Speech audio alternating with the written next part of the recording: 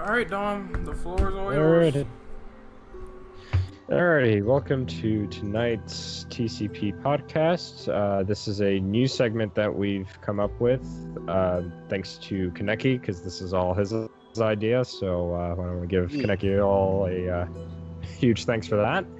You're welcome. Fuck yourself. But yeah, so like I said, this is a new segment, and this new segment is known as the Cutting Room Floor. And today we'd like to talk about Resident Evil 4, because there have been some interesting, there's some interesting history with this game. So before we get into that, why don't we have Kaneki introduce himself, and then we'll work our way from there. My name is Kaneki, and can I play the E3 demo of RE4 already? Oh wait, it will never be released. 3.5 definitely looks good. Anyways, why don't we have Brandon go next? Hi. Great introduction. Yeah. And then after that, we have Captain Chaos. What's going on, guys? Then we have James. Hey everyone, how's it going? And last but not least, we have one of our main hosts, Renegade Operative. So please introduce yourself. Hey guys, and I wanted to reiterate really quickly that I probably will be pushing to talk, so that means that I'll be talking a little bit less than usual. That's because they are shooting fireworks outside, so yeah, just something to deal with. But I'll try to chime in for what I can. I kind of created this document with Dom himself, so a lot of the questions on here are personally from me as well. So now that we have introductions out of the way, I will let Kaneki read off the first question. And the doc is in the chat if you don't have it already. Oh shit, someone may have to read the first one. I could take it if you want. Yeah, that's fine. What do you know about the early builds of RE4? Other than the E3 2000, what is it, 3 demo? No, yeah, I think it was 2003. Yeah, other than that, the only other thing I know is eventually got a spin-off for DMC1. Other than that, not much else.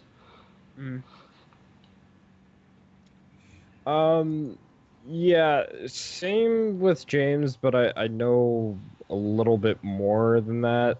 I just know that, there are things that they used from that build of the earliest builds. They took a lot of assets and put them into other games. So, some of the enemies made their way into other games, like the little dolls in one of the earlier demo builds made their way into Onimusha 3.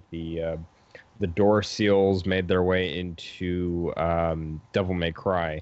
So things like that, ended up getting used. This was, this isn't like Capcom just made a game and just didn't want to reuse any of the assets for other things. They actually, took those and put them to use elsewhere, which is a good thing. But when you're looking back at the earliest build of Resident Evil 4, just looking at how it went from this paranormal thing, not similarly to the Resident Evil 7 demo that we just got recently, which is very paranormal going from that to various other things, and then finally making its way into this action game with the final build. So it's very interesting history. Also, to chime in, there were 3 builds, so there's 2 builds we've seen, and there was 1 build we haven't seen yet. So it's kind of interesting. We're going to talk about the history of those. Personally, I think that for the early builds, it looked kind of fascinating, especially the castle build, because that was where the enemies were going to be a lot more visceral, up close and personal, and that was less about paranormal stuff as opposed to the hallucination build, which we'll talk about later. I think that it was interesting that they took a lot of concepts, just the overall look and feel of that version of Resident Evil 4 and incorporating that into the main game, just a little bit with the design. But I wish they did keep the survival horror aspect. It's a shame that that went to waste because the series really took that drastic turn at RE4 despite how good the game was. So that's how I feel about it. Right. And I mean, we'll definitely, just to kind of finish up some final thoughts, we'll definitely be talking about some of the reasoning behind, why it went from horror to action later on. But does anybody else have anything to say before we move on? What about Brandon? Go ahead. Yeah, I was just gonna say I honestly didn't know I pretty much knew about as much about the early builds of Resident Evil 4 as James did. So the only thing I knew is that it was used for Devil May Cry. So I just kind of learned about some of the what the early Resident Evil 4 looked like tonight. So that was interesting to find out. It's I am kind of disappointed that we didn't really get the survival horror version of the game, and we got like an action version of it, which it's not to say it's a bad game, but it would have been interesting to see if that actually came out to be that way, what it would be like. But yeah, that's all I really had to say about it. What about Brandon? Did he go yet? Nope. Brendan, you here? I think he's ripped. God. Alright, so we should move on to number 2. Next one. Yeah. Right. So Chaos, why don't we have you read number 2? Was there something in particular that you liked in those early builds that never made the cut? I have to think about this one. I'll go ahead. I really liked the babies. Those really the baby doll, whatever the fuck things. Those were pretty creepy because they kind of came out of nowhere when I was looking at the demo gameplay, and it's kind of something you don't really expect, and they just like jump out at you. It kind of reminded me a little bit of like Silent Hill, because like you'll just see something, you'll go into a room and something will happen and you won't be expecting it. It's kind of like that, and I was kind of disappointed that I know they used it for Onimusha, but it would have been cool if they had like left that in there in Resident Evil 4. It still could have been an action game, but they could have just like put that in there as like a scare or something. But it was kind of disappointing to see that completely removed from Resident Evil 4. Yeah, and like you said, they did reuse those for Onimusha. Those particular enemy types they ported over to Onimusha 3, which, if I remember correctly, that game came out in 2004.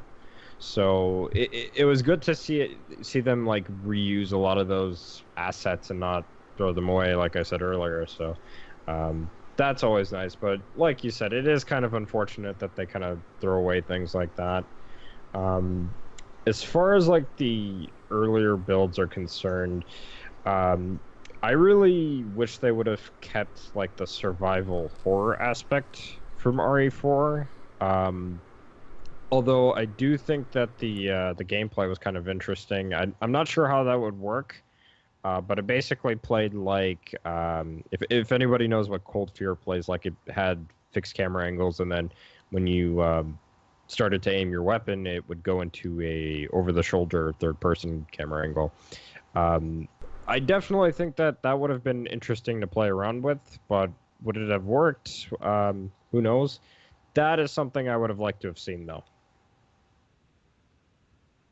Well, you know what I think? I think that one of the things I missed the most is how the infection mechanic was going to work. And they really didn't talk that much about this mechanic, but it would be interesting to see how that would have played into gameplay with Leon's affected arm. And I think they kind of, any burst of opportunities with you possibly being a BOW, it all was a missed opportunity. It really didn't come back until Resident Evil 6, when you had Pierce Nevins and his arm got like kind of sliced off and he took the virus. So I would kind of like to see that again in a twist of some sort. Maybe they can incorporate that into the multiplayer for future references if they decide to do more side games like Revelations and other action heavy shooters. So that's one of the things that I missed the most, is the infection mechanic, and seeing where that will probably go with one of the characters. But I think that so far I just like the design. The design looks very good from Resident Evil 4 classically. Like being in a mansion, being in these castles, I'm glad that ported over to the main game. About the infection mechanic, what other games do they use that for again? It was the Outbreak games, and Operation Raccoon City also had it. Yeah. Like, how does that work? Do you just get infected and you die or something like that?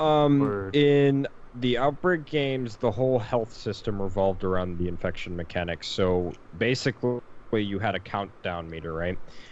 You had a little thing, and that was basically your health, and it would say like how much percentage you had of the infection. So the minute you start the game, you're already infected.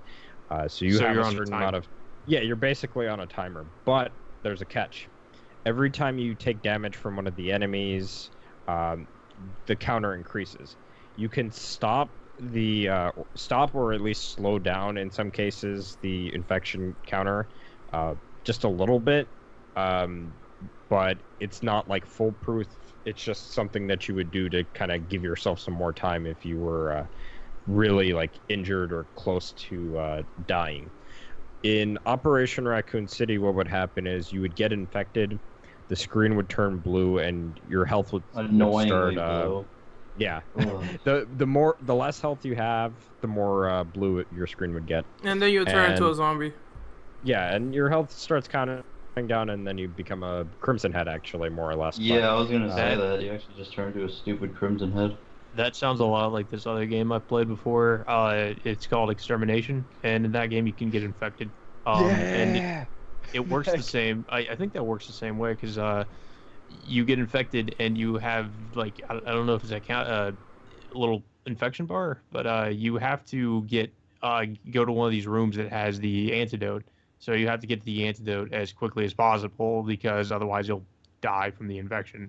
So it would be interesting if that were maybe a mechanic in, if that were one of the mechanics they put into maybe like a future Resident Evil game, or just had that in the in really any of them, or like kind of made it like that. Where that would be pretty cool. I would enjoy that would kind of make the game a little bit more difficult in that regard. And I think a better way to phrase it is gameplay style mutations. Of course, they had them in Agent Hunt and Resident Evil 6, but we really didn't see like a lot of it until that game.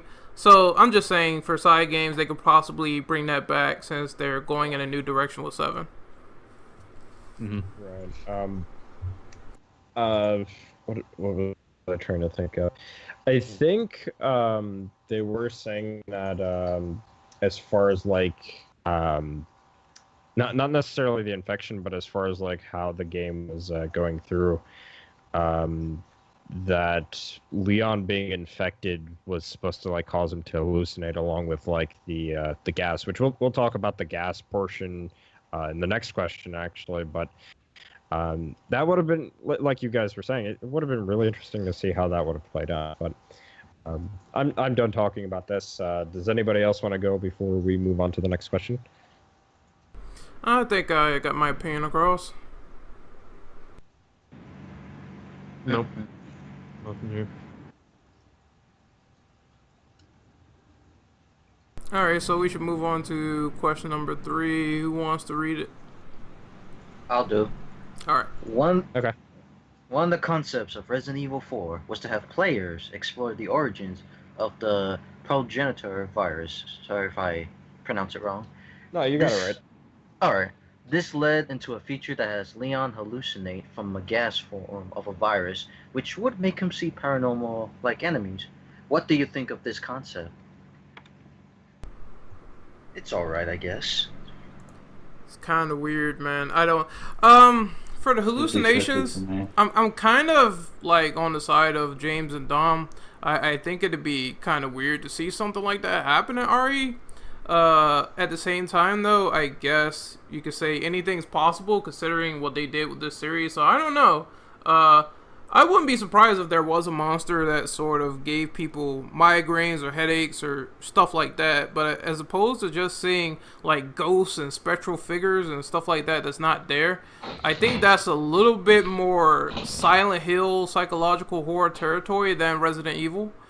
Right. But it would be interesting if they did like a monster like that, because we did have what was it in Resident Evil 4? We had Resident Evil 6, I meant the gas monster that if you got close to it, you got infected. So maybe they could have did That something was, like that. That was actually one of the ideas they ported over from RE 3.5 over to 6. And I think that was also one of the many things that they ported over from well, that was from 4, but they also ported over things from RE5 over to 6. That never made the cut. Because I noticed that whenever you shoot it, it shoots blue gas, so and your screen will go blue. So I figure, they had the blue filters on for Resident Evil 4 when you got like a hallucination. So I figured it was like, oh, they're porting over mechanics. It's sort of like the same thing. So to see stuff like that happen would be really cool, and to see if they had more gas creatures, I guess, would be a nice little idea to have to fend yourself off from monsters from a distance. Yeah, I see what you guys are saying about the hallucination being more Silent Hill-esque, but if I could kind of argue for it for a minute, I think it would be cool in that it would make the player like kind of feel more on edge, like because you're not really sure what's real and what's not. So the whole hallucination thing might kind of add to the horror, in my opinion. I think it would create a like new path of jump scares, in my opinion. I would like to argue kind of for it as well, because like what I was saying when we were talking about it privately a little bit was that with Resident Evil 4, at least for that particular build, or those particular early builds, is that it made a lot more sense given that, there was still something biological about it. Whereas, like, you look at the Resident Evil 7 demo, which I want to stress heavily that I am aware of the fact that it's not representative of what Resident Evil 7 will be about, at least in terms of like the story and the types of enemies you'll be facing. But there was a legitimate reason for it, whereas with like Resident Evil 7, there was just kind of like, it's there just to kind of showcase the engine, that the new engine that Capcom's using. So I think it would have worked just fine if they maybe didn't focus too heavily on the hallucination, although that early build did seem to suggest that they would be. Well, let's dip into the well of history for a little bit. Wasn't the original Resident Evil going to be a game about paranormal activity? To kind of give you some background story, and a lot of people like to confuse what the original Resident Evil was supposed to be. The original Resident Evil was actually supposed to be a remake of Sweet Home, which is a top-down horror-themed JRPG that was on the NES, or technically the Famicom. But it had some first-person elements when you went into combat, but that was because it was a JRPG. It wasn't, like the primary example of gameplay. You were moving around different rooms, and you had to make sure that at least a majority of the player characters survived. And there were 5 player characters. Kind of like how in Resident Evil you have to make sure that if you want to get the best ending, you have to make sure that Chris and Barry or Jill and Rebecca all survive. So in a sense, yes, it did kind of start off as a paranormal type of game, but it was only because it was supposed to be a remake of a game that came out back on Famicom. Yeah, because I remember a lot of people saying that Resident Evil 1 was supposed to be about ghosts, and it was supposed to be in first person, and then they changed it because of the limitations of the hardware. Yeah, I was about to ask why they changed it, because if it was going to be a remake. It was hardware limitations. Well, that, and you also have to remember Capcom back in the day, if they saw something and it felt too different from what they were trying to do, they would deem it something else. And Resident Evil, we know, for example, has done that before in the past. We have things like Dino Crisis and Onimusha and Devil May Cry. So, it's a pure example of what Capcom has done when they see something that feels too different. Good. Yeah, when they were good, and when they see something that was like too different, they would just make a new franchise altogether instead of scrapping the whole thing altogether. And that's the best way to go about it, because if you make an entirely new franchise off of something you established, it creates more IPs, so to speak. So, and it gives those chances of the IPs to grow in their own thing. Like Onimusha eventually broke out of the Resident Evil confines with Onimusha 3. Dino Crisis changed with Dino Crisis 2. So I like the fact that even though they were similar to the Resident Evil games, they became their own thing. Yeah, because Dino Crisis does kind of look like Resident Evil with dinosaurs. Yeah, Or then at it least- changed into an action game. I would argue that Onimusha 2 actually broke from those confines, but that's just because I've played all the games. Well, the so- only one I played was 3, so you gotta cut me some credit here. I haven't played them, but I heard they have like the fixed camera angles and all that, so that's kind of reminiscent of Resident Evil. Yeah, they do, because I did play Onimusha 1, and they did have fixed cameras, so yeah. So I guess we can move on to number 4, if no one has any more questions on this. Go ahead, Brendan. Something real quick. Go ahead. As far as the little gas mechanic thing you guys talked about earlier, it could have been a great way for the player to actually either go crazy and shoot the ghosts or conserve ammo. Because like you said, you wouldn't know what is real and what is not. So you shoot it and it just fades away. Well- and that means it's fake or something like that. Well, I'm gonna stop you right there really quick. In the demo, when they show off like the blue filter that would come up, and the whoever was playing was in the room as Leon, and all the dolls come up and the blue filter comes up. There's a door seal that comes up, kind of like in Devil May Cry. So it doesn't Yeah, I let know you. about that. It doesn't let you, leave the room. Unless if you kill all the enemies or you're just away from them, so that way they can't, try to chase you and kill you. Yeah, I know about the door seal. You guys remember that game, Eternal Darkness? Yeah. Imagine if it was like that, but Capcom basically spun it into its own thing. Imagine if it was like that. Yeah, That would be pretty awesome because Eternal Darkness was fucking great. I love that You won't game. let them take that build and make it a different game. Yeah, that'd be pretty fucking cool, actually. I'd be down It for would be that. cool, but Capcom sucks now, so they won't do it. Unfortunate. So, I guess we can move on to number 4. Yeah, I'll take number 4 this time. Alright. If you can speculate any ideas from the scrapped zombie version of Resident Evil 4, what would it be like in your opinion, since this version was never really shown to the public eye? They're gonna be slow. I don't know. I mean, think there's zombies. How fast can maybe. it go? Well, I think maybe,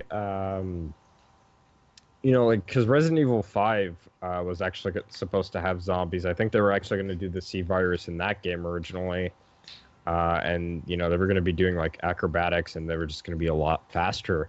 And by acrobatics, I mean they would be able to jump like they do in Resident Evil 6.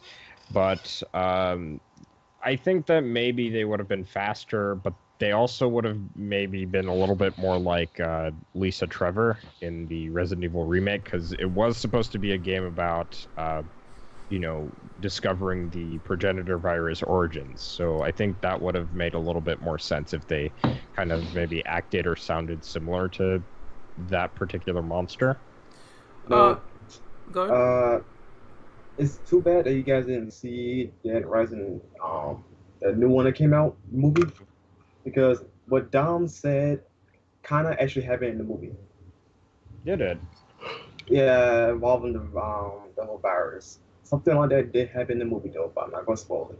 So unfortunately, you guys didn't see it yet, so I'm not gonna spoil it. What happened?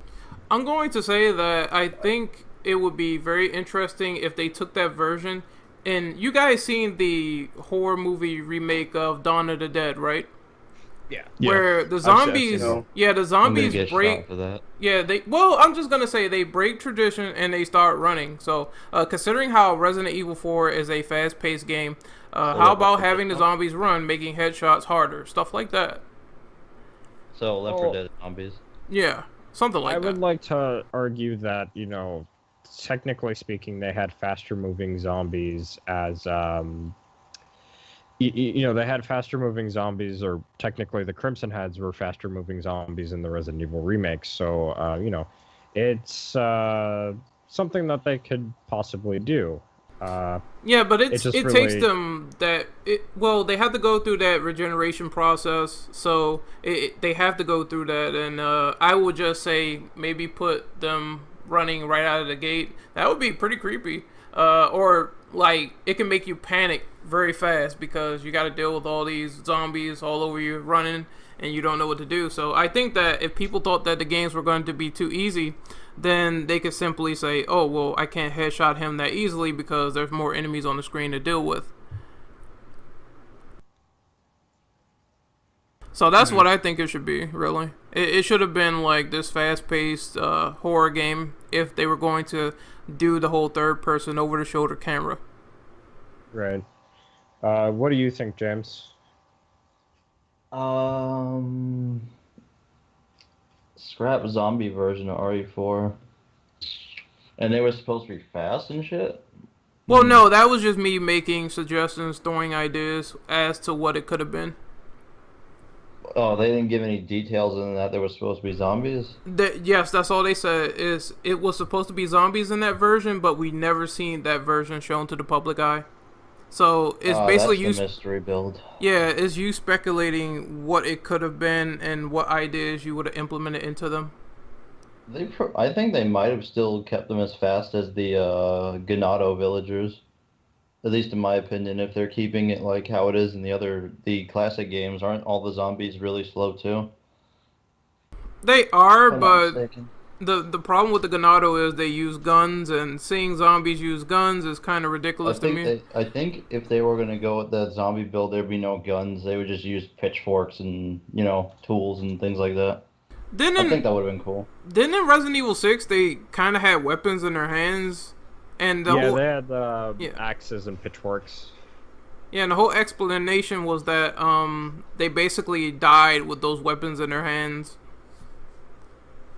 It made more sense some of for them the use guns as villagers. well. It made more sense for the villagers in 4 to have those than than in 6, because I mean in 4 Because they were you're actually in, using them. yeah, like I don't know, that's a stupid explanation. Yeah, but So, that's Capcom for you right there. So, are we good to move on, or is there any final thoughts? I didn't really have an opinion on it. Yeah, none in particular for me. All right. So I'll have Brandon read off number 5. Okay. What do you think? What do you think of Shinji Mikami's comment about zombies version being too predictable for the Resident Evil conversation? Yeah, whatever. And sorry, I can't read today. I'm tired. And moving forward with the final version that we have now, being predictable. He's kind of right though. I mean, it's zombies. They're slow-moving zombies. What does he mean by that? Like, Yeah, good question though, but. He basically means that we had Resident Evil 1 through 3 by that point. So he found that putting zombies in Resident Evil 4 would be redundant. So he decided to say, you know what, we need to scrap this model and do an entirely new enemy type entirely, which led to the Ganado. Yeah, but I mean, they're still zombies. They're just it's a different strain. I mean, it's still zombie. They still act like zombies. They're just more intelligent, I guess. I would politely disagree because they aren't necessarily undead. So Yeah, they still function like humans until their heads pop off. Yeah, I mean, the whole thing with the parasite or whatever the fuck. Yeah, I mean, I guess I can see that, but I don't know. They still kind of act like zombies, so I'm not sure. It's I would kind of argue it still pretty much is a zombie thing. I would say that as far as like him saying it's predictable, I can kind of see what he means because we had 1 through Code Veronica. We also had the remake at the time, so it would kind of seem like, yeah, it is a little bit redundant. And this isn't even talking about some of the side games that we had around that time. But I do think that, anything would have really worked as far as like coming up with a different like BOW to come up against in like low level BOW to come up against in Resident Evil 4.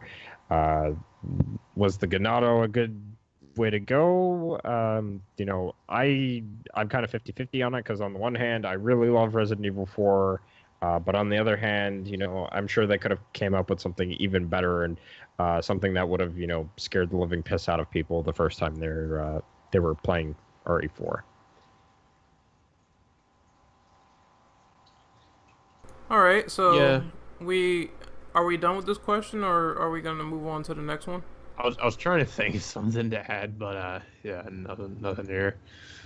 Kaneki, do you have anything to say about this? Nope. What about James? For the zombie thing, yeah, I can kind of see why he would say that, because I guess some people obviously like it, and some people will be like, this is the same old shit. So I kind of understand why he took the risk. I think, obviously, since people like RE4 so much, it did kind of work out in a way. That's how I feel about it. Brandon, you have anything to say before we move on? I get my point out now? Yeah. Okay, well, basically, I do agree. It's kind of predictable. Granted, that Resident Evil 4 is a very fast-paced game, so I would assume it'd be easy to avoid zombies. So I think the whatever they're called, I can't pronounce the name correctly. Ganados? Yeah, that were the better choice, because it keeps you on your feet at all times. Well, also speaking of different enemies, I did really I don't know about you guys, but I did really like the regenerators, the guys that kept regenerating, unless you shot them in specific areas. I hate those guys. The game of nightmares. I really like them because I feel like they at least somewhat retain the horror feel that they originally set out for with the Resident Evil 4, because every time you encountered them, you really had to I think you had to have ammo in your sniper rifle or one of your guns that Basically, take they them had a down thermal pretty easily. scope, which makes you see the parasites in their thermal. body better, so you can kill Because them if you faster. didn't have that, you pretty much had to like run by them and just try to get by them. But yeah, they were tough motherfuckers. So anytime you came across them, you had to be careful. Yeah, and that music, the first time you hear them, holy shit. Yeah. I just hate that damn breathing of theirs. It probably sets it off for them. Yeah. Are we talking about the regenerators? Yes. Yeah. Yeah, they definitely. Their fucking trademark breathing is still creepy to me. Right. So, onward to question number 6. I guess I can read this one. Let me see here. How do you feel about the hybrid camera style that was implemented in the early build, where it was both fixed and over the shoulder, kind of like Ubisoft's Cold Fear?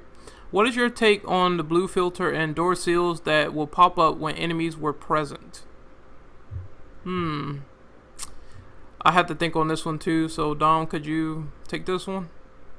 Yeah, I can take that. I think that it would have been, like I said earlier, I think it would have been interesting to just kind of play around with and keep that for the official build, because it would have meant, I think people would have been a lot more open to it, because it would have still had the fixed camera angles that a lot of people that are fans of the classic games would have been, more open to.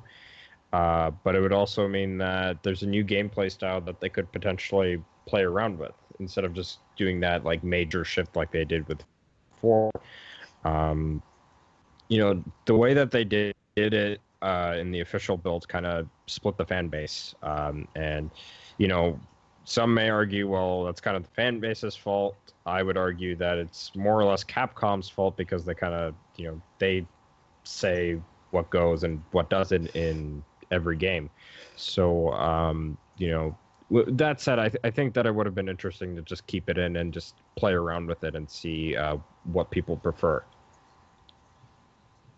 Yeah, I don't really remember Well, you know what? I remember something. It's unrelated to survival horror games, but I remember when they made Metal Gear Solid 3 Subsistence, and they had it where you can switch between both camera angles, and I thought that was pretty genius because Snake Eater was so beautiful for the time, and the fact that you could see it at a new perspective while it helps you during the gameplay, it was really interesting to see them do that whole new camera change. So I think that probably would have helped because a lot of people were complaining about the fixed cameras, like, oh, I can't see anything, I get hit off screen, stuff like that.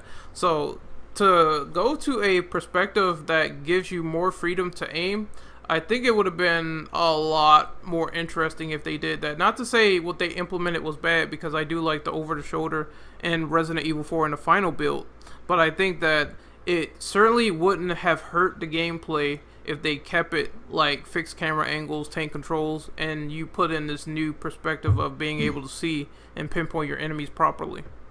Right. I'll say this: like, I can understand them doing the fixed camera angle if they were still keeping with the survival horror tone they had for the early builds, but for like an action game, it can work, but it's usually preferable to have the over the shoulder perspective. So I can understand why they changed it, considering they were kind of trying to change direction with the fourth game. As for the seals, I don't like them because, I don't know, man. Now it reminds me too much of Devil May Cry, which is ironic because Resident Evil 4 spawned Devil May Cry 1, but I really don't like them being in an RE game because it seems like it doesn't give you any freedom to exit the rooms. So I think that's more of a Devil May Cry thing now than it is a Resident Evil thing with that in mind. I don't think it makes sense. If you're talking about the doors, I don't think it makes sense considering in a game like that where you're probably going to conserve ammo, they probably don't want to force you to fight every single thing in the room. That's definitely more of an action game setup. Yeah, most definitely.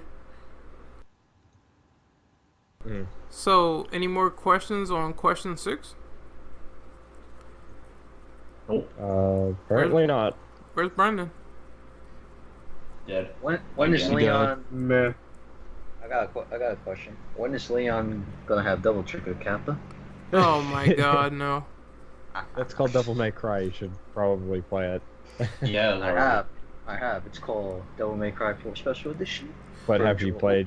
You should probably play Devil May Cry 1. Okay, ladies. Divergent. We'll orgasm later. Yeah, you are diverging, orgasming over Dante and his solo guitar.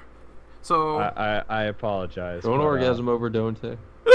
No. I don't want to all right, let's move on to number 7. Why don't we have Kaneki read number 7? It was apparent that the castle and hallucination versions of Resident Evil 4 had an infection mechanic carried over between both versions, where Leon has an affected arm. From a gameplay perspective, how should it have been implemented properly to be a fun mechanic in your opinion? I'll say that what it should be doing is making the game challenging for players, but also not like make it annoying for people. But other than that, I think it would have worked fine. They could have taken some experience from like the Outbreak games, for example, and take those into consideration. All I'm going to say is motherfucking Electricity Nevins, the Shocker Nevins from Resident Evil 6, where he could shoot electricity out of his fucking arm. That was fun. Like a particle cannon or something? I don't know what it is. It was something like that when he affected himself. Wasn't it the Plagas remover? No. I think it was an enhanced version of the C virus. Because remember when Chris's partner infects himself and he gets that arm? Oh, you're talking about RE6. Yeah, like you can use the arm as a weapon, and I think that'd be the most interesting thing if they did that with the mutation. That's what I was saying earlier. Like that would be fun from a gameplay perspective while trying to keep that under wraps. maybe it could be like a sort of desperation mode where you're about to die and you can whip out the arm, but it can still damage you. And if you don't get it cured up right away after that, then you'll get infected. So I suppose they can do something like that, because they did this in Devil May Cry 2, I believe, where if you lost a certain amount of health, you go Majin. So why not do the same for Resident Evil? So Leon We're would talking have about to like be gameplay confirmed. aspects we would like to have seen. in Yes, 4. yes, gameplay aspects. And I think if they kept that whole infection mechanic, then maybe there would be like a desperation mode. Yeah, I I'm trying to think of something. Well, I kind of want to go back to Renegade's example actually, because wasn't it in like Snake Eater that you got hungry over time or something? You had to eat. Yes, that Yeah, was you the do have first to eat Metal Gear. eventually. That would have been like, Yeah. considering that at least the first half of Resident Evil 4 takes place largely like outside, and it's kind of sort of similar in terms of the areas with the Metal Gear Solid 3, where you could go into different areas and everything. I would think it'd be interesting if they added some kind of a, like a hunger mechanic or something where you had to eat something or you could starve, something like that. Maybe that would have been cool. I want to add on top of this, for Resident Evil 5, we're going to shift gears for a second. Didn't they say that they wanted to add in something where you couldn't really look into the sunlight or it would mess up your aim? They had a dehydration mechanic, which I think was supposed to act a little bit like the poison mechanic from the previous games before RE4 removed it. But basically, you would actually need to drink water in order to stay hydrated, and going out into the sun would cause you to start dehydrating and things of that nature. Oh, if okay. you I were out thought there it too was long. that it also like harmed you or something, like it burned you or something like that. Like just the sun was dangerous. No, so- it was just if you get dehydrated, what will happen is it will really severely affect your aim, and that means that Chris can't concentrate. Yeah. I can see how that would be kind of annoying, but at the same time, I would that would be cool because that would actually kind of add to the game somewhat, and it's well, not really horror oriented, but more like you get a sense for where you are. You have to keep that in mind. You get the feel that you're actually in Africa, and you have to avoid the sun and all that. But yeah, that would have been an interesting thing to add. I just don't know why they scrapped some of these ideas. So Don, were me, I perhaps would you add it. should explain that to Chaos, why they scrapped some ideas and how they introduced some of them Well, back. I know why they did, but I don't know. It feels like it would have been something that if you had left it in the game, it would have made it better than it turned out to be. I'm But kind of that's glad just they take this and they sort of bring the enemies back, because it's always cool to see that come back. Mm-hmm. I mean, Resident Evil 5 was I really didn't care too much for it, so if they would have added stuff like that, I would have had more of an appreciation for it at least. Right. But that was kind of diverging a little bit. Sorry, I didn't- It No, was, it's alright. but it was a good point. It was something to bring up because they have taken out mechanics before and put them into other games besides RE4. So I thought it was interesting to bring that up. Right, and that is going to be a game we're going to have to talk about in the future, of course. But to kind of get back on point, as far as like the infection mechanic is concerned, I think I already mentioned that. I think it would have been an interesting mechanic. It just all depended on how they would have implemented it. And looking back at the Outbreak series, they probably could have taken cues from that. Now that you mentioned that, I don't mean to bring up Snake Eater again as an example, but in that you could, if you had like, you could apply medical treatment to yourself. I think maybe what if they made it so like that same kind of concept with the infection mechanic, like you're infected and you somehow have to try to get it out by like trying to remove it surgically or some shit, like some crazy shit like that. I don't know. I'm kind of just like, this is something I just randomly came up with. But I That'd was be like, that would fucking pretty- insane. Yeah, that would be crazy. Realistically, that would probably hinder more than help, considering that you just did Well, let's surgery. be fair so- though. The Resident Evil games are pretty far from being realistic. But No, I'm speaking like in realistic terms. Like, that would Right. be like a look. No, best idea. yeah, I don't know. I just thought that would be an interesting thing if they actually put that in there. Well, before we move on to the next question, I will say that, like, maybe they could put it in a way where it's like you have limited supplies for health. Maybe they could put in a mode where you don't have that many health supplies, and if you get injured, then you have to sort of scavenge. Because I think that, it goes hand in hand with the whole there's not that many supplies around for you to use.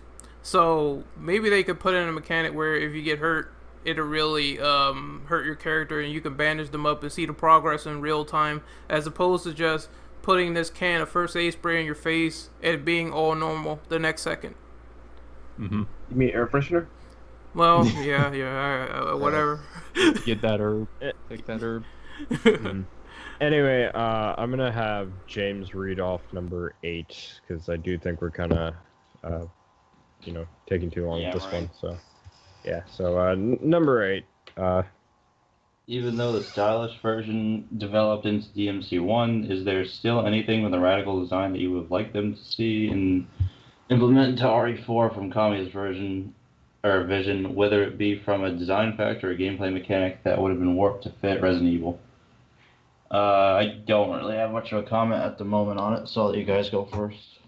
I would say the enemy design. Because there are some enemies from the quote-unquote stylish version that really look like they would have worked for Resident Evil. For example, Griffin, before he became a boss, he was actually just supposed to be like a standard crow in the game. Some of the other ideas that they had were like there was like a different hunter type, I guess, which ended up becoming the assaults in Devil May Cry 1. What else was there? I think they also had like various different like snakes that you had to deal with. Like they were all like mutated and stuff, so they had like multiple bodies or like multiple heads or tails. They looked really messed up, and I think stuff like that would have worked out really well. There's also I think there's a few rooms that would have worked as well in the concept art, but like I said, mostly the enemy design.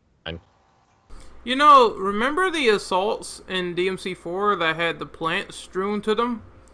Like, when they have the Chimera seed? Chimera assaults. Yeah, I think something like that for RE will work, considering the fact that we had plants in the series before that were like sentient beings, so it makes more sense to maybe have them poison the hunters and make them more dangerous that way. I think that would have been awesome to see. Yeah, give me a reason to use my Magnum again. Yeah, like different mutations of like already known enemies would have been nice to see. Not like or RE6, please. No, fuck the Huavo. Yeah, no, not actually. RE6 was not Plaga; it was C virus. All of that was C virus. They were still stupid. Where's the LMNOP virus? Oh my god! But thinking of the plot point, I honestly think that would have been dumb to have Leon this entire time be the son of an Umbrella founder. I think that it has the capability to be a good twist, but I just don't see it. I just don't see it being executed well. Mm-hmm. Because Spencer was, they had the whole thing going on with Spencer and Wesker, so to see it sort of trade off on Leon is just strange to see out of that version, considering the final results. I think what was it? They and we'll kind of get into this in the next question, but kind of one of the I forget to mention this, but one of the earlier trailers kind of showed off an area that was actually put into RE5 Lost in Nightmares. It's a small little portion that you see in that first trailer, but Leon's like walking outside, and then it's kind of like a you know that area where you see like the two like giant hook guys, and you gotta like put the one half of each emblem into the little like placeholder before you fall down and lose all of your weapons. They kind of ported that over from an early build of RE4, but I think they might have also used it for Devil May Cry at one point as well. Interesting. So I said my piece. Does anyone else have any questions on question number 9?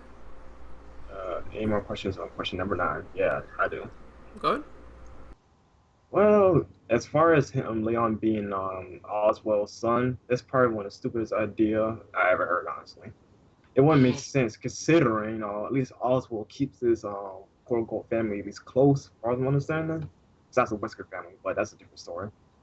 And also, what are the odds of this random guy being his son, though? I'm like, what would be the purpose of it? Oh. Yeah, no, keep going. Sorry, I didn't mean to interrupt. That and as far as what Leon being named Tony Redgrave, this is something that I kind of wish Capcom did, not as for Leon, but make Tony Redgrave a original character for the series. If I remember correctly, wasn't Tony Redgrave also supposed to be at one point Leon's friend, or he was going to be like a private investigator? Something like that, yeah, something like before they that. gave it to the backstory of Dante found in the DMC1 manual, I believe.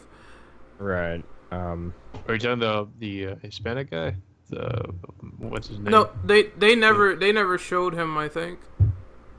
Oh, so But, somebody that doesn't show up. I think his name was Enzio or something like that. Enzo? Yeah. Ezio? No, Enzo. Enzo. Not fucking...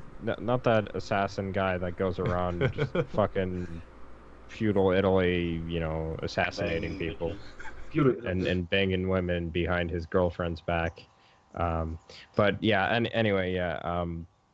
As far as I could have sworn that they had Tony as a separate character at one point as well. But I don't really personally like the idea of him being like Oswald's son. Maybe relative would have made sense, and especially if it was just Tony Redgrave as a separate character, that would have been interesting. But this wouldn't be the first time that Capcom has made a character specifically for a new Resident Evil game that they completely scrapped. And Kaneki might know what I'm talking about because he actually wants to see this character return, and that's Elza Walker from Resident Evil 2, for example. Was originally supposed to be, before Claire Redfield was put into the game, she was going to be the original second protagonist to play as. So this isn't necessarily a new concept, but how they would have implemented it, I don't know. I do like the idea of having a plot twist where the character is related to the antagonist, but I don't know if they should be like Leon, for example. I don't think that would really work, personally. Didn't they do that shit with Resident Evil 6 with that one guy? Jake? Related to Jake. Wesker's Wesker's son. Yeah. Even though it doesn't make sense at all. Wesker's son. Yeah, well, like I said, it has to make sense. They just can't shoehorn characters in that we haven't seen, or they can't shoehorn characters in that really make no sense. Like, Wesker is this whole egotistical asshole vibe going on with him, and he would not just go out and bang some random woman and be like, oh yeah, I have a son now, so I am your father. It makes no sense. It really doesn't. Yeah. Come on, Unless if they were Johnny. to actually explain it in the future, but It actually reminds me of, slightly divergent with Nero and Devil May Cry. Doesn't make sense on how he's Virgil's son, considering, Virgil's background is like humans and whatnot. So, like, how can they put this together? Like, You know what? It would have been perfect. Like, as the reveal for him being his son, just he slips on sunglasses, like, yeah, it's my father. And Yeah. They both are like take selfies, like, yeah, their father. Wesker doesn't like humans either, just throwing that out there, so that's why it doesn't make sense. But I guess we can move on to the next one. One more thing. What? Like, as far as having Oswald having a son, it could have just used Tony Redgrave. There, problem solved. right. Who read the last one, by the way? I think it was James. James? Well, didn't James have the son one? Was not me. James had number 8. Who read number 9? I forgot. It's a ghost. A ghost. All right. So why don't we have Ren read off number 10? All right, I can do that. What would you imagine would have happened towards Wesker's role in the story to be in the castle version, considering how him and his troops are responsible for the gas outbreak that gives Leon the virus? Well, if it's a good weed, then I'll take it. I don't know. I think he still would have been an asshole considering the fact that he is like that in Resident Evil 4 where he's, behind the scenes pulling the strings, but he's still pretty serious about his work. So I think they would have kept that character similar. Only the fact that they would change is the fact that he's more there as opposed to in the final build of Resident Evil 4 where he's like behind the scenes. He's more present in that version because he's assisting in the outbreak. You mean kind of like oh god. Kind of like how he is in Resident Evil 5. He's there, he's not sitting behind a chair behind his computer screen clicking buttons. He's actually his hands dirty. Yeah, he's getting his hands dirty. I was gonna say like more like Code Veronica, because Code Veronica he was still present, but not as present as he is in like Resident Evil 5. But it would have made more sense considering that in Resident Evil Code Veronica you just kind of like see him, and you see him more and more throughout the story. So I think that would have made a lot more sense to do it that way. I also think that what would have been interesting is if you apply like the whole virus and infection and all that, like maybe Wesker was there to intentionally like inject himself with that particular virus because he might have known it might have given him like more strength or something like that. I mean, after all, he's pretty much immune to like literally every known virus that Umbrella has created. So you mean Progenitor? Yeah, so I think that like if he would have injected himself with the Progenitor virus, it would have, at least if it was a particular strain of the Progenitor virus, I think it would have worked. I also think that maybe you would have seen Hunk, like maybe you could have given him a little bit more story this time. Because I know this is kind of off topic, but Revelations was at one point going to have Hunk in the story. So I think that would have been really interesting to kind of touch upon that. Yeah, and I think that it would be interesting because I think there's some history with Hunk. There's a file in Resident Evil Code Veronica where he says he really didn't like some people on Rockford. So maybe they could have Hunk sort of having a grudge with Wesker's forces. Mm-hmm. And that'd be a nice way to tie him into the story. Just, hey, these guys are here and we're here to get the virus first. Let's get them. Right, or well, technically he got the nickname of Hunk because he always was the last person to survive in every one of his missions. Mm-hmm. So I think that maybe what, kind of going off of your idea, maybe it would have been like, oh hey, I didn't like a lot of these assholes when I was training in Rockford Island, so I'm gonna have these guys offed by the virus while I'm gonna go escape with a virus sample and report back to Wesker. Yeah. That could be something else too. Like he's a double agent or something for a purpose. Right, and I mean, before the whole like Revelations 2 revealing who Alex Wesker was, I think it would have been really cool to maybe have Hunk be Alex Wesker. He could have been his twin brother who would have explained a lot as to why he always is the last person to survive on his unit. Mm-hmm. Simply hypotheticals, but some good theories in there. So, does anyone else have any opinions on question number 10? No? Nada. Alright, then. So we have Captain Chaos read number 11. Yeah. Sure.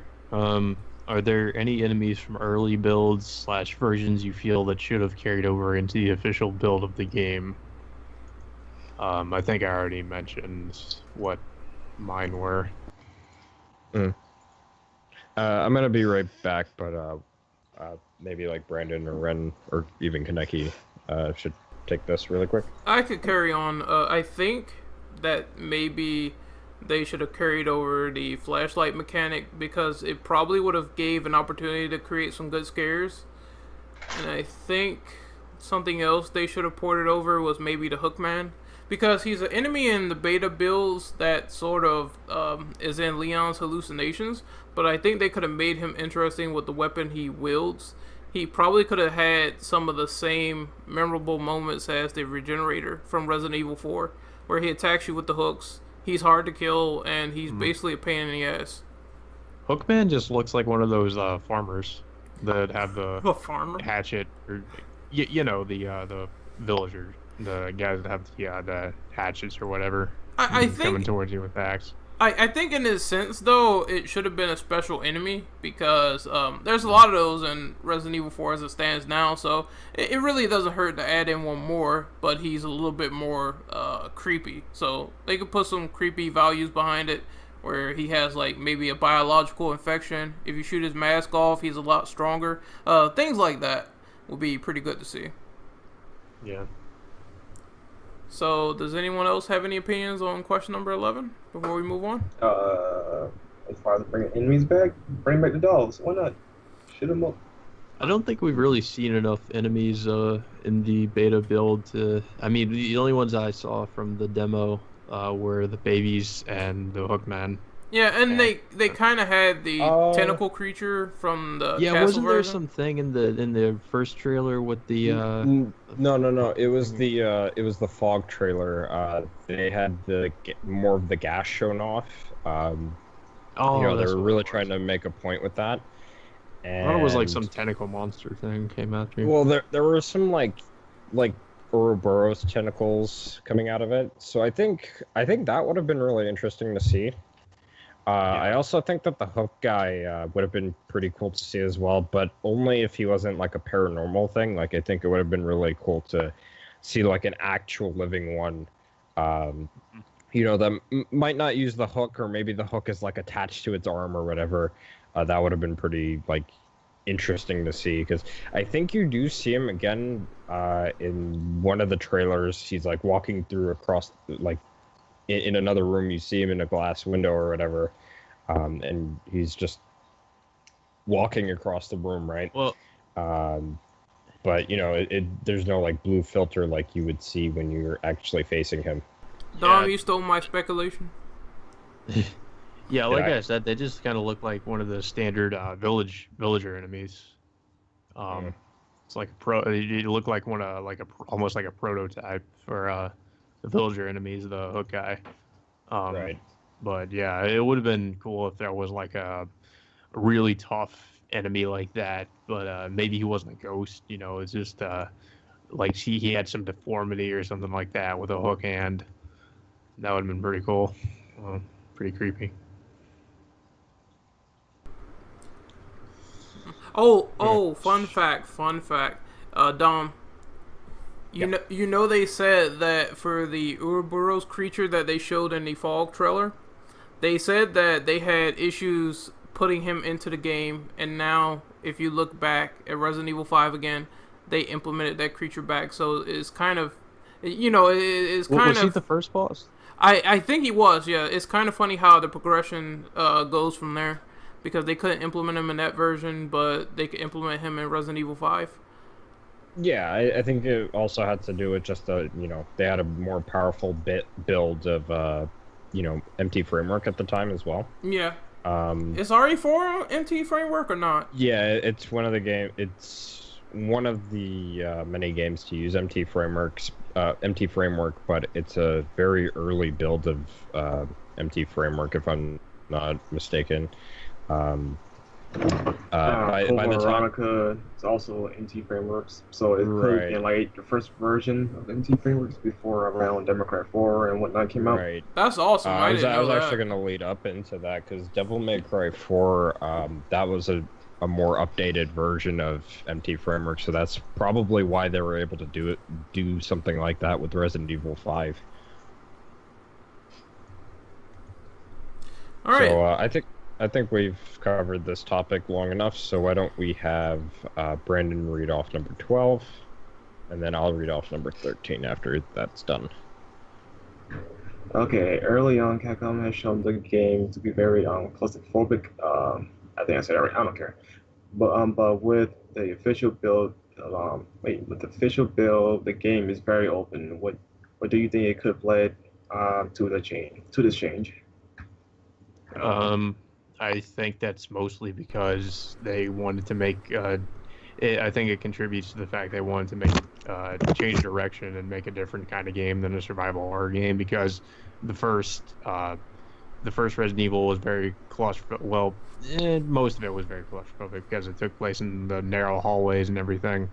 And they, from what I saw, the demo build, it reminds me a lot of that. So I'm guessing they wanted to make it a lot less. They wanted to make more open areas to accommodate for the action feel of the game and make it less atmospheric survival horror kind of like the other games were. Yeah, basically I was gonna say what KL said, but he hit the nail on the head. So they basically did it to sort of spice up the actiony gameplay.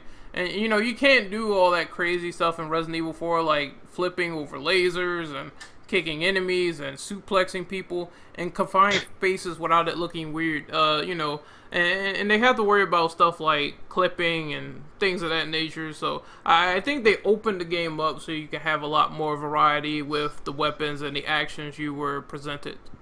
Well, I want to bring up, because earlier I posted this article, and it was basically talking about why Resident Evil 4 in particular, or just Resident Evil, just kind of made that shift to action. I'm going to post it again here, but basically it was Shinji Mikami saying that the remake hadn't sold well on GameCube. I would argue that if it had been ported over to PS2, it probably would have made the sales that it needed, but that's beside the point. So, you look at just the poor sales, right? And they're thinking, okay, well, it's because probably people don't want horror in Resident Evil, but truth be told, it's really just because of their choices in terms of platforms. At that time, the PS2 was probably the best, or the most dominant console. Yeah, you could have gotten some really good experiences on the GameCube and the original Xbox, but at the end of the day, it was the PlayStation 2 that a lot of people had and a lot of people would be buying games for. So that's kind of more on Capcom's fault as to why didn't it the did so well. PS2 version of RE4 save the game? Like, brought it back into a higher profit? That was for RE4, not... Yeah, I know, but did that version save RE4 in general? Like, made RE4 profitable? Yeah, well, but that was RE4. They were talking about the sales of the Resident Evil remake. No, I was asking that did the PlayStation 2 version make RE4 profitable, not as a whole, not the other games? Probably. From my understanding, both the GameCube and PS2 versions were very profitable, but the remake was why they decided to... The remake on GameCube is why they decided to make that shift. Yeah, I'm well aware of that one, though, because, well... Yeah, so basically they kind of shot themselves in the foot by not having it be multi-platform or on the PS2, because that's what most people on the PS2. Don't quote me on this, though, but I remember reading somewhere that Shinji didn't want to port over games to the PS2. And he, when RE4 came out for the PS2, he apologized because he didn't originally want it on the PS2. From my understanding, Capcom had a deal with Sony for the first 3 Resident Evil games, and then afterwards, other Resident Evil games are coming on to other platforms. And basically what they were doing was like, technically Code Veronica was supposed to be Resident Evil 3, but they didn't want it to be on PlayStation, so they put it over to Dreamcast. Yeah, same thing with like RE4 and the Resident Evil remake and stuff like that. They didn't want that to be on the PS2 for whatever reason, because they didn't want to be like under contract for that kind of stuff. But I think we've diverged a little bit. So why don't we move on to the next question? Do you think that the BOW infected dog and the mysterious girl found in the hallucination version could have provided a greater level of intrigue than the Ashley Graham escort mission, and could they factor that into the story in your mind? I think it could have worked. Constantly playing with your expectations. Let's be honest here. I think pretty much anything would be better than the Ashley Graham escort mission shit. Yeah, that noise right there sums up my pain each time. Like, I remember I had a whole session of just shooting Ashley in the head. I'm not even kidding. Leon! Oh my god, Leon! Leon, help! You know, the funny thing is that later on after RE4 we had Revelations 2, and they give you two useless ass characters, but they at least do They're more useful something. than Ashley. they They're can fight. more useful than Ashley. Are you talking about the little girl? Because she actually did. No, Natalia talking. and Moira. They don't have Moira, any I combat will- experience, but hold on. Let me get my point across. They don't have any combat experience, but they help you progress through the game, and they help you like manage your health items and things of that nature. What does Ashley do? She just stands behind Leon and is just like moves her arm a little bit if you get a headshot or something and kill an enemy, and just stands behind you for like 95% of the game. Whereas those characters actually do something for you, and they you have to rely on those characters in some way. And when fucking Ashley does do an action, all she does is throw a lamp at someone, and that's it. It doesn't even really kill the Ganado. You have to do it like multiple times. So, I mean, I think anything would have been better than Ashley at this point, because once they add her into the game, the fun factor goes down a little bit, because now you're sort of protecting her. She doesn't do shit, and she can die and get carried away easily. I feel sorry. Oh god. I was gonna say I feel like if they were even gonna put that Ashley stuff into the game, they either should have saved it until near the very end of the game, or just made it a shorter segment just to have you escorting her around, because it's literally like the rest of the game, like halfway through the game you find her, and then the rest of the game you're having to deal with her. And I feel like they should have somehow made it so you don't have to deal with that shit for like the rest of the game. I don't know what they would have done, but I don't know. Like, a lot of people would rather have not dealt with that. So I don't know. I just feel like I don't know why the hell they thought it was a good idea. I mean, I could kind of understand why they decided to do that, because Leon is supposed to be a government agent after the events of RE2, and they kind of tell you that at with the Resident Evil 3 epilogues, the little like they'll give you like a little image, and it'll give you like an overview of what happens after Resident Evil 3, and there's a lot of stuff that happens after Resident Evil 3. Right. Like, story-wise, I know why he's doing it. I'm just saying, like, gameplay-wise, they could have done something with it, but I don't know. Yeah. So. I don't know, like, I see, you can think about certain things that's sort of in the same vein, but they try to attempt, like, Barry runs across the little girl, and he's well-trained, but she can help you. So I think some of the same mechanics could apply. He runs into this mysterious girl and her dog. I also think that this reminds me a lot of... No, her dog. You said your dog. Dom, you are confused. Yes. Like, I was talking about the little girl, and, well, the mysterious girl and the dog that she runs across. How about that? Because, as we stated, Leon was supposed to run across a mysterious girl and a BOW infected dog throughout his entire campaign, throughout the events of the Resident Evil 4 beta, and we never really seen that in action. But, yeah, that would have been an interesting mechanic to see, because... Can the dog attack? Well, I think the dog is a BOW, so he can attack people. That kind of reminds me of Haunting Ground, because you use the dog to kind of defend you. That's what I was about to say. I was going to bring that up. It reminds me of Haunting Ground. James, you have anything to add on before we move on? Nope, unfortunately. This is where I have zero knowledge of this stuff. Okay. Kaneki, why don't you read off number 14? Ultimately, it is stated that the final version of Resident Evil 4 was a good game, but not a true survival horror experience with its action gameplay. Do you think that the gameplay needed to change to action after other horror games with the same intentions proved otherwise, i.e. with Dead Space still being a horror shooter? I mean,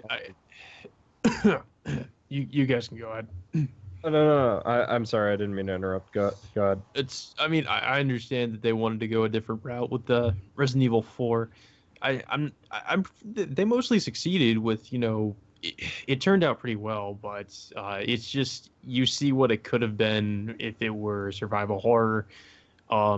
I just feel like most of the people behind it thought that that was getting to be a stale formula, so they wanted to do something different, and that's completely fine. I just feel like the reason why we tend to kind of harp on the fact that it could have been survival horror is because, like so many people have pointed out before in the past, Resident Evil 4 has started the trend with everything having to be action horror oriented, and it has created this fucking stagnation almost in the. I would also argue it's, and I'm sorry to interrupt, but I would also argue it's created a divide because you're seeing now like people either say no, RE's 4 through 6 are the best games. Ever since RE4, the series has actually improved, whereas vice versa. Some people say that RE4 was basically the downfall. And then you have some people that are like, well, no, RE4 is a good game, but it's not what Resident Evil should have went to. This should have been a whole new IP altogether, because it was just so different. Or at least if anything had to go action, and especially in this kind of style, maybe something like Dino Crisis would have worked out a lot better. Yeah, I mean, they pretty much did what they set out to do, and they did it well. I mean, it's a decent game. It's just that that was the beginning of the demise of the series, and it would have been a very different game had they kept the horror elements. Obviously, they did still keep horror elements, but not too heavy on them. But yeah, basically my point is it's created this whole thing where a lot of horror games today are pretty much trying to more or less copy that same formula, and a lot of them tend to fail at it. Yeah, if it's not that particular formula, it's the first-person formula. It seems like, and it's not to say that those are bad formulas. I was gonna bring this up as another point.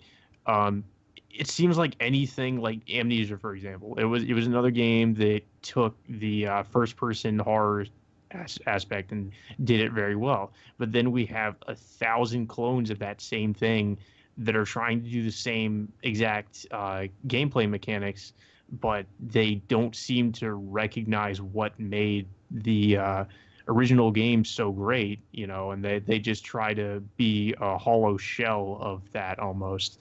At least that's how it feels to me. Nobody wants to try to be original and try to understand what made those games so great. They claim to understand, but they don't.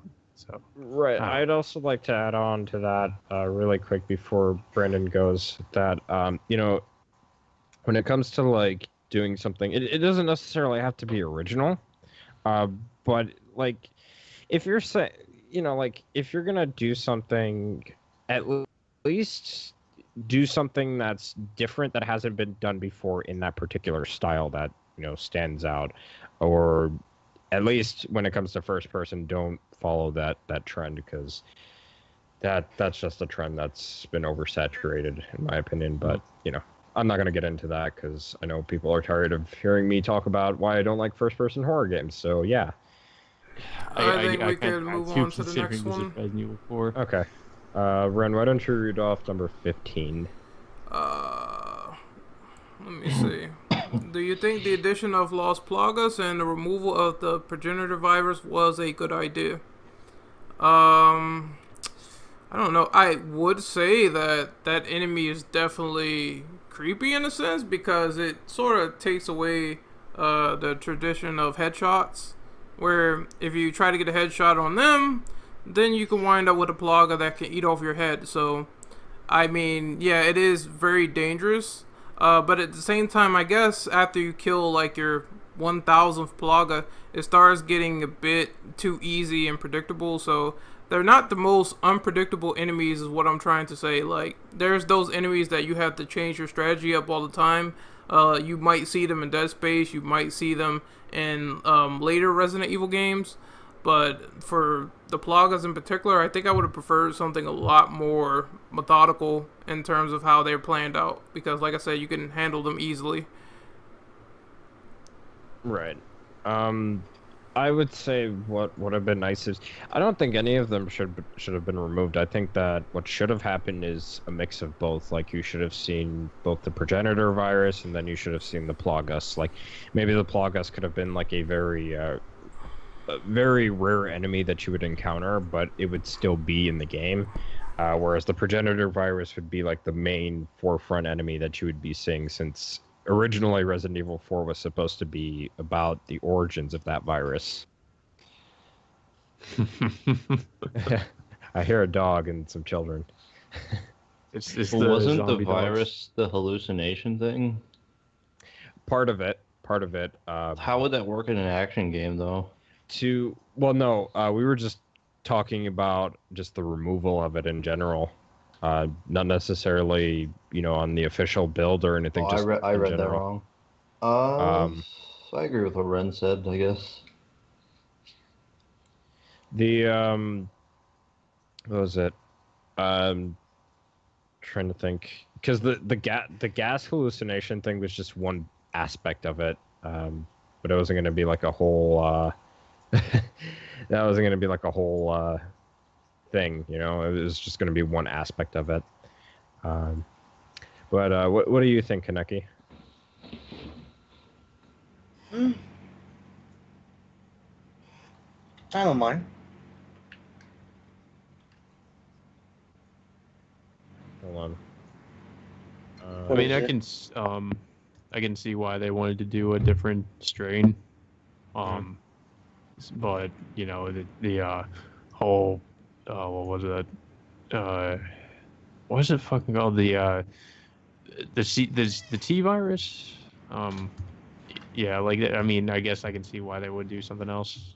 I mean, it was there's more variety, at least I would say, in the enemies, but it's more refreshing to see that as opposed to same zombie, typical zombie you see in Resident Evil. You see something, like these more intelligent villagers are not really dead or anything. They're just kind of parasites, I guess. I thought that was a pretty interesting addition. Right. Brandon, do you have anything else to add on before we move on to the last two questions? Brandon, you're right. So I will read off number 6. No. Oh, well, your mic was muted then, I guess, because we didn't hear you at all. What is your take on the Los Illuminados on the official build, and do you think the game would have been better without them? They're kind of creepy and goofy, in my opinion. I mean, every game gotta have its villain, so I say it's good to have them in. The part where they swear at you in Spanish is hilarious. Are you talking about the cultist guys? Yeah. Yeah, those guys are pretty creepy, although they don't really end up being much of a threat. I mean, well, they are, but it's just they're not really intimidating, I guess is my point. I wish they'd stop trying to be car salesmen. I don't want to buy an SUV. Kind of walk at you slowly, and they're just fucking, I don't know, they're creepy, but I can take them down pretty easily, so I'm not really that scared of them. You know what I thought was a lot more creepy? What was that monster that Leon fought in the cage container? You're talking about the one that is blind. It's got its eyelids stitched together. Oh, you mean Wolverine? No. The monster that looks like it has a centipede body and it could grab Leon with his arms. U3. U3, yes, that was a lot more creepy than any of the Ganado so far. Trying to remember when was that? No. That's towards the end of the game. Okay. As far as the Los Illuminados is concerned, I don't know. I kind of wish that we would have seen the whole Wesker plot point and having maybe Spencer being like the main antagonist more so than Wesker in this case. I think that would have been a lot more interesting.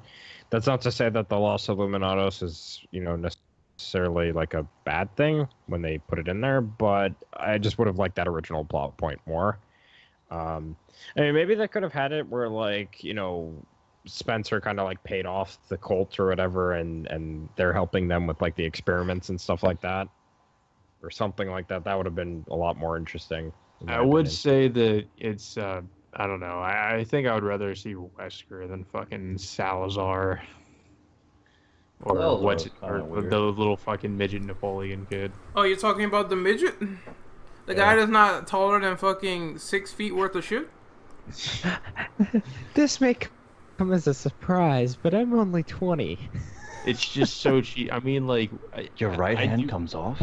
Wesker is in just about, like, I don't know. I was gonna say I didn't really want to see Wesker again, but I'd take Wesker over fucking that guy. Spanish That- Napoleon. That was so weird.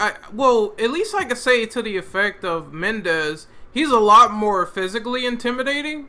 He's fucking like 8 feet tall. He could throw Leon like he's a fucking basketball in a hoop. So Are you talking about the bald guy? yeah, the bald guy. Yeah, he was. I actually thought he was kind of creepy, but all the other antagonists, I mean, it was, I don't know. They were pretty forgettable. Well, not forgettable. I mean, fucking midget Napoleon was just really cheesy, and I was just like, I could not take him seriously. But yeah, I would prefer something just a little bit more serious for Resident Evil, considering the fact that they tried really to do cartoony. Yeah, it feels really cartoony and out of place with some of the enemies in the final game. Maybe you would change your mind if I had a phone book. Why did you sound like Tommy was so? I don't know. I can't do his voice. Well, I would like to argue that what? Oh, you said "da." Never mind. I was like, wait, what are you talking about? But I would like to argue that the series has always been cheesy to some degree. Like in the first Resident Evil, along with its remake, you had Barry Burton, and he's like the cheesiest motherfucker around. In Resident Evil 2, you had some bad voice acting at the time, and it's not as bad as the original Resident Evil, but it was still bad for its time. So the whole like not having a very serious tone for Resident Evil isn't necessarily a bad thing, but there's times where it's just like you kind of want to have some serious moments. Like those classic Resident Evil games, they still had some pretty serious moments, but Resident Evil 4 was just kind of like you can never really take any of it seriously, in my opinion. Well, what I'm kind of saying is they could have the lighthearted moments and they could have the very vibrant characters, but what I mean is by having the enemies creepy and imposing at all times. Like, nothing silly like little Spanish Napoleon that's like, he comes to my fucking knee every time I see this guy. Nothing like that. Like, something that's menacing. Like, I forgot which enemy this was, but it was the enemy where he sends his right hand after him, and he takes out the code or whatever, and he's this giant, like, fucking reptile creature. And he's, like, all built and shit. And I think creatures like that are very interesting in terms of design, so something like that that's really scary or imposing would be good. What about the guy from Resident Evil 2, though? What's his name? The main antagonist, the guy that turns into Birkin? Birkin. The guy turns into like a Lovecraftian monstrosity at the end of the game. This is like that would have been cool to have somebody like that. Just transforms into a monster. Well, I mean, Salazar does transform into a monster, but you mean like transform over time? Yeah, well, yeah, something like that, I guess. That'd be pretty cool. Like, I think that, like, this is the last point before we move on. I think that enemies, like, you see reoccurring enemies and they get stronger, that should be a staple because people like Nemesis and people like Birkin, so I don't see why that shouldn't be more of a staple if they decided to dip back into the well and make another RE game like that third person perspective and bring that back into the fold. Mm-hmm. So, why don't we finish up with the final question? So I'll have Ren read that off. Alrighty, sure. To close this podcast off, I wanted to know what is your final thoughts for the final version of Resident Evil 4, and how would you personally rate it in the series? It's a great action game. I'm not gonna lie. It's probably one of the best action games I played. But in terms of a Resident Evil game, not so much. It's not what I really think when it comes to Resident Evil. I mean, it has all the fundamentals, but in terms of gameplay, in terms of being survival horror, it's not. But I would rate it very high as an action game. I think even though a lot of people say it's overrated, it still has this fun factor when you go back to playing it. Right. I would say that for me, I like the game a lot. I'm going out of my way to buy it again when it comes out on PS4. And that would probably be the last time I ever buy it personally, but you know, I've played it so many times that it's a favorite for me, but as far as like out of all the Resident Evil games, it's maybe my least favorite. But that's just because of the fact that I really prefer the classic the classic Resident Evil games more so, with 3 being my personal favorite out of the entire series. So, James, what do you think about RE4? Does anybody else have anything to say? Brandon, I'll maybe? go. Oh, I wanted James to go. Take your picks. What do you think about Resident Evil 4? Unless Brandon wants to go first. Oh, yeah, I'll go first. Oh, You go alright. ahead, Nick. I didn't hear you, my bad. Yeah, as far as 4 goes, yes, I do think it's overrated.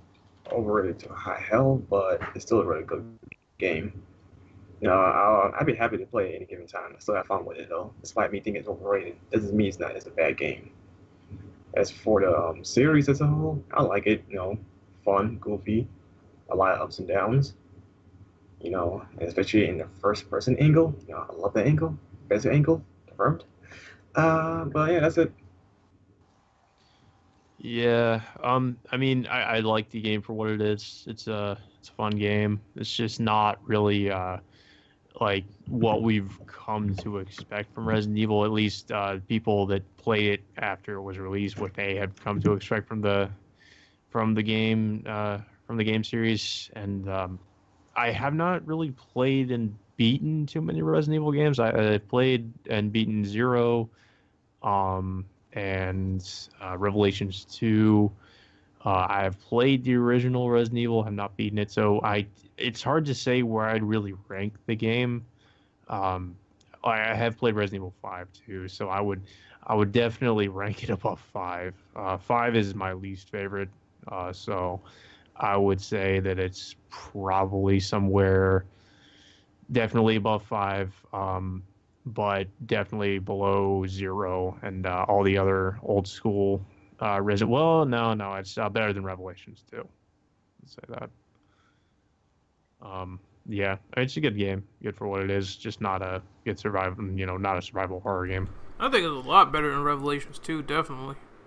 Yeah, I was about to say it. So I was like, oh no, it's definitely put that above Revelations 2 because oof, I don't want to get into that. I mean, Revelations 2 isn't a bad game per se, It's not a but bad there's game. there's problems with it. It's definitely flawed. Mhm. Yeah. So, Mr. Jameson, J. Jonah Jameson, what do you think about Resident Evil 4? I think it's good. I definitely agree it's a bit overrated. If I had to say why I like it, I really like Leon's character. He kind of fits my favorite types of characters, I guess, where they're snarky or smartasses, and they can still do cool shit. But yeah, it's not what most people would have expected from a Resident Evil game.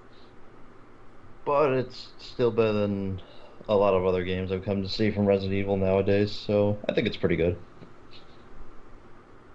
Mm-hmm. So, I think that's about it for tonight. What we'll do is... Hey, what about Kaneki? Wait, oh, I almost forgot about Kaneki. Did he go? Is he here? Pinky. Ugh. I'm still here. Alright. I was gonna say, since I don't have a gaming capture card though, I'll probably try it out since I finally got my Wii U to soft mod and play GameCube games.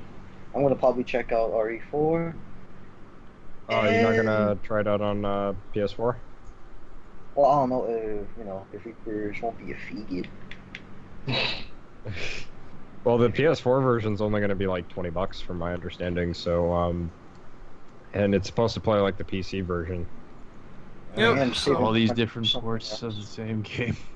Well, they ported RE4 to death, so I pretty much knew that RE4 was going to be on that report list. That is my one complaint with that game. Yeah. If I had to say something about it, I'm kind of sick of Capcom harping on the same game over and over.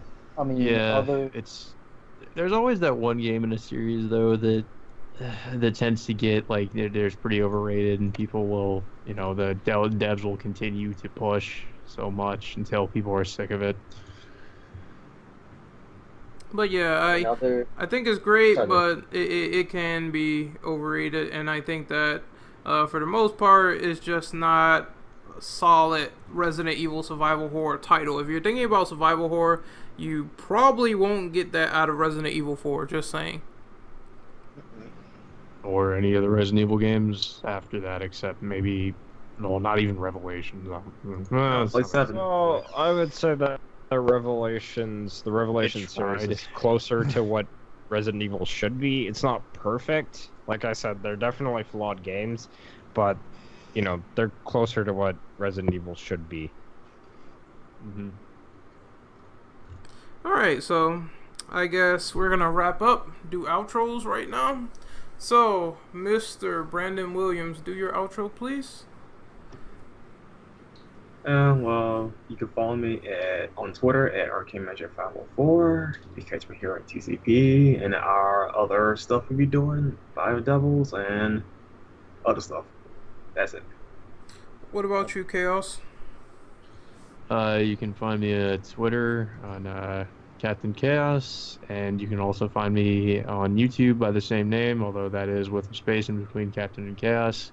I mostly do Let's Plays and reviews and all that fun stuff, so if you like that kind of thing, then check me out. James? You can find me on Twitter at DevHunterJames and Twitch TV/TheHeroJames, where I'll probably be streaming next month. And you can find me here on the TCP and the Bio Devils podcast. Alright, Mr. Kaneki. You can find me at YouTube at GhoulWorldOrder space, and you can find me on Twitter with no space, GhoulWorldOrder, and then you can find me Twitch under the same name, GhoulWorldOrder. Alright, Mr. Dominic, your turn. So you guys can find me as BioDevil_Dom on Twitter and on YouTube, and then on Twitch you can find me as Dom241996. I basically do various different things for content. I've been recently doing some streams, and I'll be streaming this weekend. I think I'm going to do RE0 HD and then Castlevania Symphony of the Night, so do stop by for that. And yeah, we also do a podcast on my channel. It's called the BioDevils Podcast, and sometimes you can see these guys over here, with my co-hosts James and Brandon. Sometimes Ron pops by as well, so be sure to check that stuff out. Alright, and you can find me on YouTube at Renegade Operative. You can find me on Twitter at RenOperative_. And I will be doing a bunch of new content. I'll be putting up this podcast as we speak on the Co-Operative Podcast account, which is the Co-Operative Podcast HQ. And you can follow that on Twitter as well at TCPHQ, where we will be putting that content up for you guys so you can see it. So overall, had a good time. The next cutting room floor, I don't know what it's going to be because I have to think about a game that has a lot of betas or had a lot of stuff to talk about. I think one of the things we brought up was Can I make a suggestion? Yeah, I was going to probably lead into it. I think it's Resident Evil 5 because that also has... Wait, there's another one? I was actually going to make a suggestion, actually. Not Resident Evil related, although I mentioned a few privately. Shenmue. Mm-hmm. Shenmue would be a very interesting game to talk about on the cutting room floor, either before or after episodic discussion of that game. Oh yeah, because didn't Shenmue, they basically took that from the Sega Saturn to the Dreamcast. Yep, it started up as a Virtua Fighter RPG. Oh yeah, I remember. So I guess we can do something like that. Maybe get some people involved, talking about the history of Shenmue, and of course, we can also lead that into stuff like Shenmue 3, to make it a little bit more interesting, to make it a lot more varied. So we're gonna be doing that probably soon. We'll let you guys be in the know. But until then, this is the end of this cutting room floor, and we will see you soon. Later. Jana.